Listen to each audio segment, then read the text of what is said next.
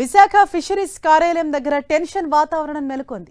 Fisheries కార్యాలయం ముందు మత్స్యకారులు పెద్ద ఎత్తున బైఠాయించారు. ఫిషరీస్ కార్యాలయం దగ్గరకు చేరుకున్న గల్లంతైన జాలర్ల బంధువులు గుండెలు అవిసేలా రోధిస్తున్నారు. తమ వారిని రక్షించాలని, తమకు న్యాయం చేయాలంటూ విలపిస్తున్నారు. ఘటన జరిగి ఇన్ని గంటలైనా కూడా ఒక్క ప్రజాప్రతినిధి కూడా తమ దగ్గరకు రాలేదని బాధిత కుటుంబ సభ్యులు ఆరోపిస్తున్నారు. తమకు న్యాయం చేయాలంటూ బాధిత కుటుంబ సభ్యులు వేడుకుంటున్నారు. రైట్, దీనిపై విశాఖ నుంచి మరింత సమాచారం మా ప్రతినిధి జార్జ్ అందిస్తారు.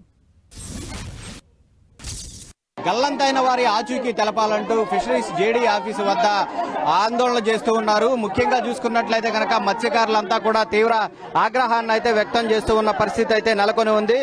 ప్రస్తుతం ఇక్కడ చూసుకోవచ్చు, ఈ గల్లంతైన మత్స్యకార కుటుంబ సభ్యులంతా కూడా ఫిషరీస్ జేడీ ఆఫీసు వద్ద అయితే రోధిస్తూ ఉన్నారు. తమ వారు ఆచూకీ తెలపాలంటూ వాళ్ళు ఇక్కడ ఉండి పాపం చూసుకోవచ్చు. మొత్తం మీద చూసుకున్నట్లయితే కనుక వాళ్ళు రోధిస్తూ ఉన్న పరిస్థితిని అయితే మనం స్పష్టంగా చూసుకోవచ్చు. తమ వారి ఆచూకీ తెలపాలంటూ ఉన్నారు. సార్, ప్రధానంగా ఎందుకు ఇక్కడ బైఠాయించి నిరసన వ్యక్తం చేస్తున్నారు? మా మత్స్యకారుల ప్రాణాలు మాకు కావాలండి. మా వాళ్ళు 6 ఆచూకీ కనిపించట్లేదు. ప్రభుత్వం పట్టించుకోవట్లేదు. ప్రభుత్వ అధికారులను ఒకరు మత్స్యకారు కుటుంబానికి కూడా మేము ఇలా పనిచేస్తున్నామని చెప్పేసి చెప్పలేదు. ప్రభుత్వం పనిచేస్తున్నారో మాకు తెలియదు. ఒకరైతే కోస్ట్ గార్డ్ కాపాడిందని చెప్పి ఒక ఫోటో వచ్చింది. కనీసం ఒకరు బతుకున్నామని చెప్పి ఆశ ఉంది. మిగతా వాళ్ళ పరిస్థితి మాకు తెలియదు. కనీసం ఎవరు స్పందించట్లేదు కాబట్టి మేము మా తాలూకా ప్రదర్శన చేస్తున్నాం అంతే. అంటే ఆల్రెడీ సీఎం చంద్రబాబు నాయుడు స్పందించారు, అధికారులు ఆదేశాలు ఇచ్చారు, త్వరితగతిన వాళ్ళ ఆచూకీ కనిపెట్టాలని కూడా చెప్పారు. అవునా, మాకు తెలియదండి. మరి సీఎం గారు మాతో మాట్లాడరు కదండి, అధికారులతో మాట్లాడతారు. అధికారులు చెప్పాల్సిన బాధ్యత జిల్లా కలెక్టర్ గారికో ఎవరికో వాళ్ళకు ఉండాలి కదండి. వాళ్ళు చెప్పారనుకోండి మాకు తెలుస్తుంది. అలాంటి వాళ్ళు ఎవరో రాలేదు. కనీసం జేడీ ఆఫీస్ 11 గంటల వరకు ఓపెన్ చేయలేదండి.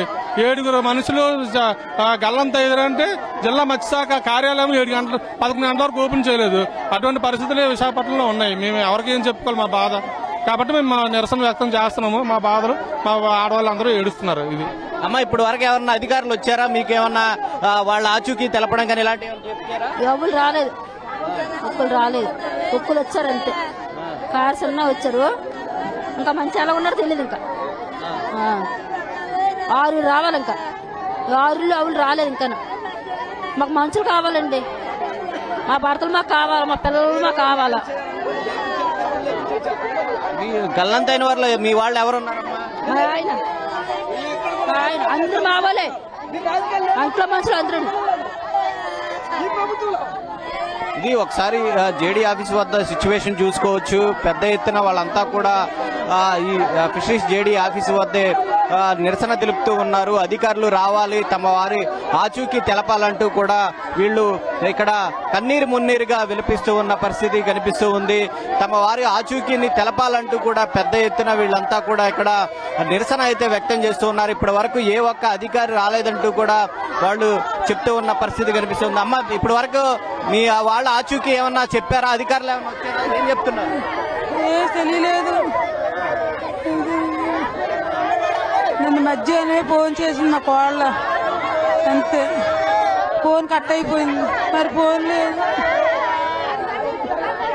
ఇది ఇక్కడ ఒక ఉద్రిక్త పరిస్థితి అయితే నెలకొందనే చెప్పుకోవాలి. ఎందుకంటే తమ వారి ఆచూకీ తెలిపేంత వరకు కూడా మేము ఇక్కడి నుంచి వెళ్లేది లేదని చెప్తూ ఉన్నారు. ముఖ్యంగా చూసుకోవచ్చు, ఏదైతే మత్స్యకారకు సంబంధించి సహాయక సంచాలక కార్యాలయం ఏదైతే ఉందో, ఫిషరీస్ ఆఫీస్ ఏదైతే ఉందో, ఈ ఆఫీసు వద్ద ఉండే వాళ్ళంతా కూడా నిరసన వ్యక్తం చేస్తూ ఉన్నారు. 7 గల్లంతైనప్పటికీ కూడా అధికారులకు చీమ కుట్టినట్టు కూడా లేదు అంటూ కూడా వాళ్ళ ఆగ్రహం వ్యక్తం చేస్తూ ఉన్నారు.